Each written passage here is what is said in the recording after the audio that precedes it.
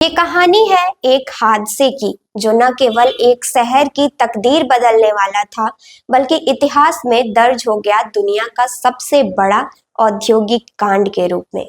2 और 3 दिसंबर 1984 की रात जब भोपाल में एक भयावह घटना घटी, तो सड़कों पर मौत दौड़ रही थी, चीख पुकार मच रही थी और पूरी दुनिया ने देखा कि इंसानियत का एक हिस्सा कैसे मारा गया। क्या आप जानना चाहते हैं कि ये त्रासदी कैसे हुई? क्या ये महज एक लापरवाही थी या फिर कुछ और? इस कांड के बाद के कई सवाल आज भी बिना जवाब के हैं और ये त्रासदी आज भी उन लोगों के दिलों में जिंदा है जिन्होंने अपने अपनों को खो दिया। तो चलिए जानते हैं भोपाल गैस त्रासदी की पूरी कहानी। नमस्कार, मैं हूं कंचन, आप देख रहे हैं जनदर्पण न्यूज।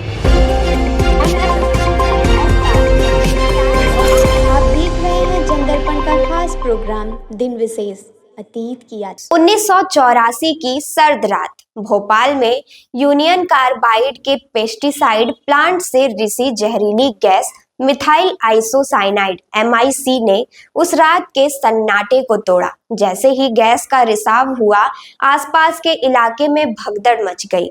लोग बिना किसी चेतावनी के भाग रहे थे। अस्पतालों में मरीजों की भीड़ उमड़ रही थी और सुरक्षा अधिकारियों को इस खतरनाक गैस के असर का कोई अंदाजा नहीं था। लेकिन सवाल ये है कि क्या ये हादसा अचानक हुआ था या इसके संकेत पहले से थे? दरअसल ये त्रासदी महज एक चूक था, लापरवाही का नतीजा नहीं थी। एक पत्रकार राजकुमार केसवानी, जिन्होंने 2 साल पहले ही इस खतरे के बारे में चेतावनी दी थी, उन्होंने रिपोर्ट्स और लेखों के जरिए शासन और प्रशासन को आगाह किया था। उनके लेखों के बावजूद ना तो सरकार ने और ना ही यूनियन कार्बाइड ने इस खतरे को गंभीरता से लिया। आज भी 34 साल बाद भोपाल में उस त्रासदी के असर को महसूस किया जा सकता है। 346 टन जहरीला कचरा अब भी यूनियन कार्बाइड प्लांट में रखा हुआ है।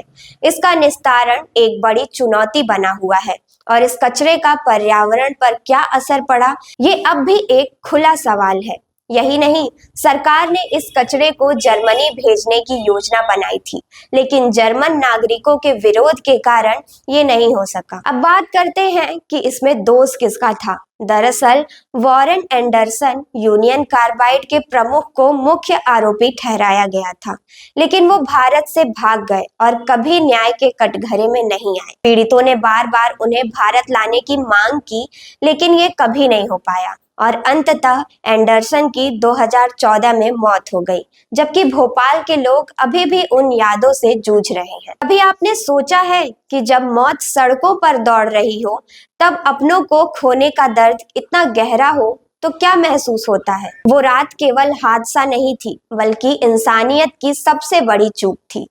लोग अपने परिवार से बिछड़ रहे थे, मासूम बच्चे और बूढ़े एक दूसरे से अलग हो रहे थे। इस त्रासदी ने न केवल सैकड़ों जिंदगियों को लील लिया, बल्कि एक ऐसे भय का जन्म दिया जिसे लोग आज भी महसूस करते हैं। 2 दिसंबर 1984 को जब रात के अंधेरे में भोपाल में जीवन के सभी रंग खत्म हो गए थे, वो रात शहर की सबसे काली रात बन गई। करीब 5 लाख लोग इस गैस के संपर्क में आए थे। सरकारी आंकड़ों के मुताबिक 3787 लोग मरे, लेकिन आंकड़े सिर्फ संख्या होते हैं, सच्चाई कहीं ज्यादा दर्दनाक है। सामाजिक कार्यकर्ताओं का मानना है कि मरने वालों की असली संख्या 33,000 से भी ज्यादा हो सकती है। भोपाल गैस त्रासदी को हुए 34 साल से ज्यादा वक्त हो चुका है, लेकिन सवाल अभी भी अनसुलझे हैं। जहरीला कचरा अब भी भोपाल में पड़ा हुआ है और हम नहीं जानते कि इसके निस्तारण की दिशा क्या होगी और क्या ये सारा कचरा कभी खत्म हो सकेगा? क्या उन परिवारों को कभी न्याय मिलेगा जिन्होंने अपनों को खोया? क्या हम इस त्रासदी से कुछ सीख पाए हैं या बस एक और इतिहास बनाकर भूल गए हैं?